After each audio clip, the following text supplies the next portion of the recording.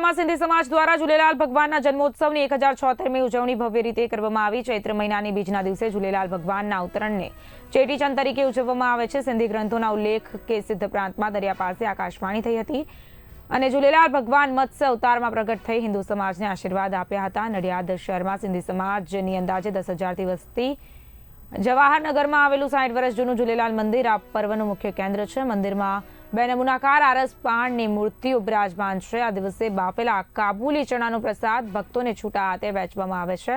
નડિયાદ શહેરમાં શોભાયાત્રા કાઢી ભક્તો ઉત્સાહપૂર્વક ભાગ લે છે। अजय कुमार भाई टेलियानी अमरा समाजना प्रमुख श्री कुमार भाई टेलियानी नो सन छे। अजय भाई आज चेटीचांद है, चैत्र महीनो है અને झूलेलाल ભગવાનનો આજે મહોત્સવ ઉજવવામાં આવે છે। શું મહત્વ અને શું મહાત્મ્ય શું કહેશો? આજે અમારા ઈષ્ટદેવ વરુણદેવના સ્વરૂપમાં શ્રી ઝૂલેલાલ ભગવાન આજના દિવસે પ્રગટ થયા હતા।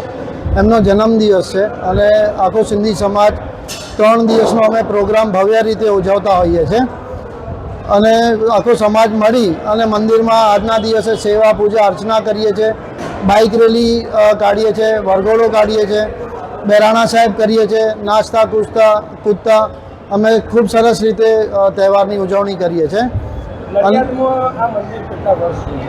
અમારું મંદિર ઝૂલેલાલ ભગવાન ઈષ્ટદેવનું મંદિર છેલ્લા 60 વર્ષથી છે અને આજના દિવસે અમે નવું જે અમારું મંદિર બનાવ્યું એનો આજે બેન્ક્વેટ હોલ સમાજ માટે બનાવ્યો હતો, એનો આજે ભવ્ય ઉદ્ઘાટન કર્યું। આજે ચેટીચાંદનો મહોત્સવ છે। સિંધી ભાઈઓનો આ મોટો તહેવાર આવે છે, વર્ષમાં એક વખત આવે છે। ચૈત્રી મહિનો છે, ઝૂલેલાલ ભગવાન માટે શું મહત્વ અને શું મહાત્મ્ય શું કહેશો?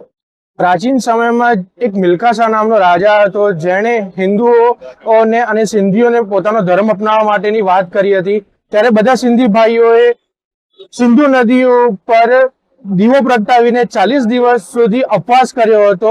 ત્યારે આજે ચૈત્ર બીજ ના દિવસે ભગવાન ઝૂલેલાલ નદીમાંથી પ્રગટ થયા હતા અને એમને મત્સ્ય ઉપર ઝૂલેલાલ ભગવાનનો અવતાર લઈને તેને મિલ્ખા શાહ નામના રાજાનો નાશ કર્યો હતો। ચૈત્ર બીજ નવરાત્રી એટલે કે આજે ઝૂલેલાલ ભગવાનનો જન્મદિવસ છે। અમે ડાકોરમાં છેલ્લા 30 વર્ષથી ચેટીચંદ મહોત્સવ મનાવીએ છીએ। સવારે ભજન કીર્તન કરી પ્રસાદી વહેંચી અને સાંજે શોભાયાત્રા નો આયોજન કરેલ છે।